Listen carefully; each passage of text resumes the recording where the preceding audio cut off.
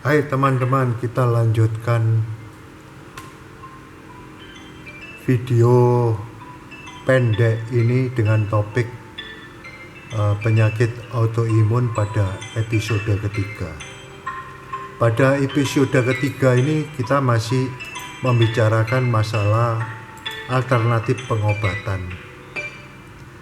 Di sini menggunakan glukokortikoid ya.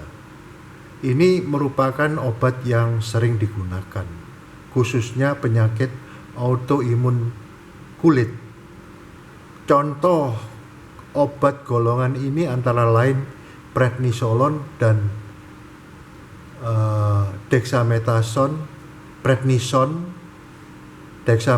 betamethasone. Nah, salah satu obatnya di sini ini Tempovat, ini juga merupakan glukokortikoid, dan yang ini juga salep glukokortikoid juga. Kemudian ada obat bisa digunakan adalah golongan obat sitotoksik, yaitu golongan alkil, misalnya siklofosfamid atau klorambusil. Ini biasanya obat ini juga digunakan untuk kemoterapi. Dan antimetabolit yang digunakan untuk menurunkan produksi antibodi. Ini salah satu contohnya obat antimetabolitnya ya. Kemudian ini gemcitabine, ini adalah obat antimetabolit ya. Kemudian klorambusil, ini contohnya klorambusil, leukeran, yang leukeran itu nama dagangnya, kemudian nama generiknya, isinya adalah klorambusil. Ini juga digunakan untuk terapi pada penyakit autoimun ya. Klorambusil ini sering digunakan dibandingkan siklofosfamid karena memiliki efek samping yang lebih ringan. Azathioprin juga, ini azathioprin merupakan agen antimetabolit ya. Inilah obat-obatnya. Kemudian pilihan obat berikutnya adalah krioterapi. Krioterapi adalah suatu metode pengobatan pendinginan agar sel kanker dicegah untuk tumbuh. Nah, dalam hal ini krioterapi menggunakan garam emas. Garam emas mengkonjugasi substrat lain seperti gula. Emas dapat menghambat kemotaksis sel radang. Jadi ada sel radang yang dapat dihambat. Kemudian menurunkan produksi antibodi. Ini tujuan utamanya adalah menurunkan produksi antibodi dan menghambat komplement aktivasi serta menurunkan fagositosis. Jadi intinya adalah menurunkan aktivitas antibodi ya. Efek sampingnya dapat berupa eritema, eosinofilia, dan trombositopenia. Siklosporin merupakan makrolida fungal yang menghambat aktivitas interleukin 2. Efek sampingnya berupa radang lambung dan usus, gingival hiperplasia, papillomatosis, nefrotoksikosis, dan infeksi sekunder. Tetrasikline juga bisa digunakan untuk terapi autoimun karena dapat menekan kemotaksis leukosit dan sinergis dengan niacinamide. Niacinamide menghambat immunoglobulin E, IgE, mediated mast cell degranulation, dan menurunkan pelepasan protease oleh glukos.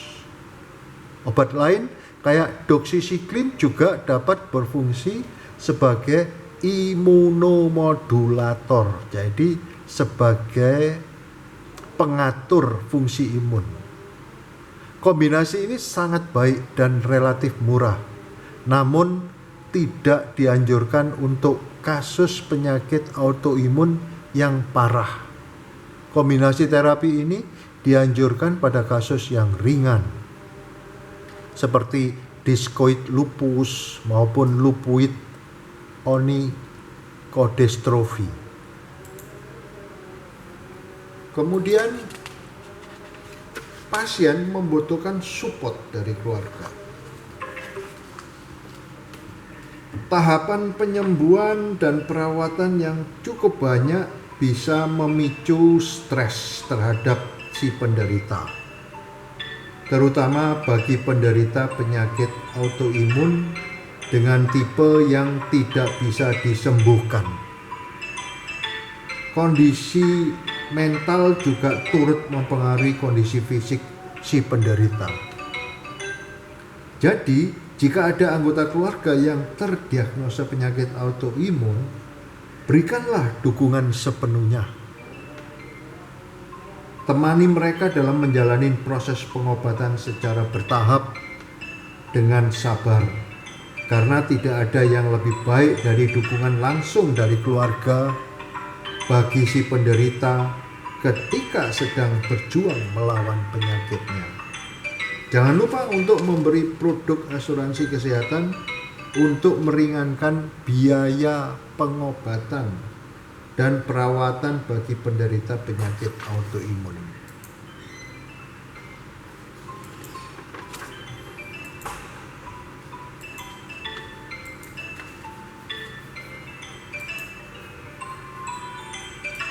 Faktor risiko.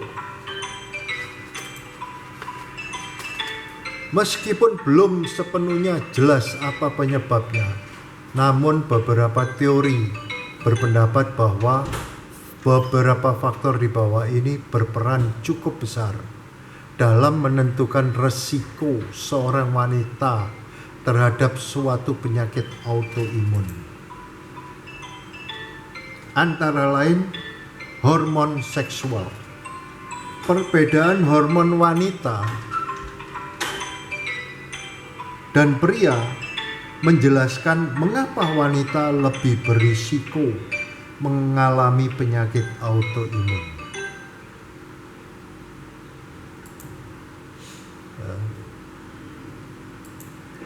Kemudian yang kedua, faktor risikonya adalah perbedaan ketahanan sistem imun antar gender. Beberapa peneliti percaya bahwa wanita berisiko tinggi terkena penyakit autoimun karena sistem kekebalan tubuh wanita cenderung lebih canggih daripada pria. Wanita secara alami memiliki respon yang lebih kuat dan cepat daripada pria saat sistem kekebalan mereka dipicu.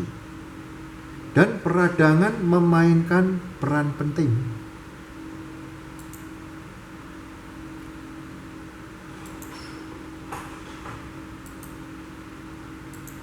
Kemudian faktor risiko berikutnya adalah masalah kode genetik perempuan yang lebih rentan.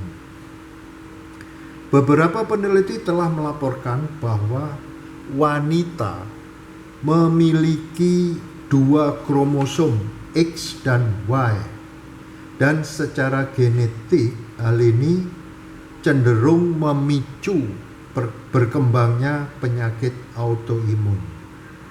Ada beberapa bukti bahwa cacat pada kromosom X mungkin terkait dengan kerentanan terhadap penyakit autoimun tertentu. Genetika penyakit autoimun bisa dibilang cukup rumit dan penelitiannya sedang berlangsung.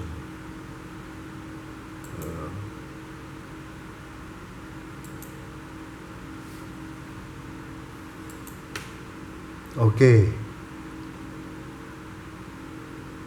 Materi berikutnya dapat kita bicarakan pada episode yang keempat.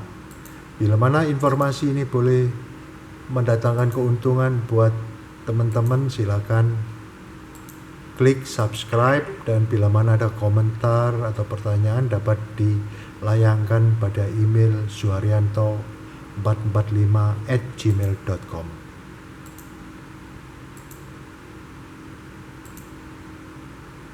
Selamat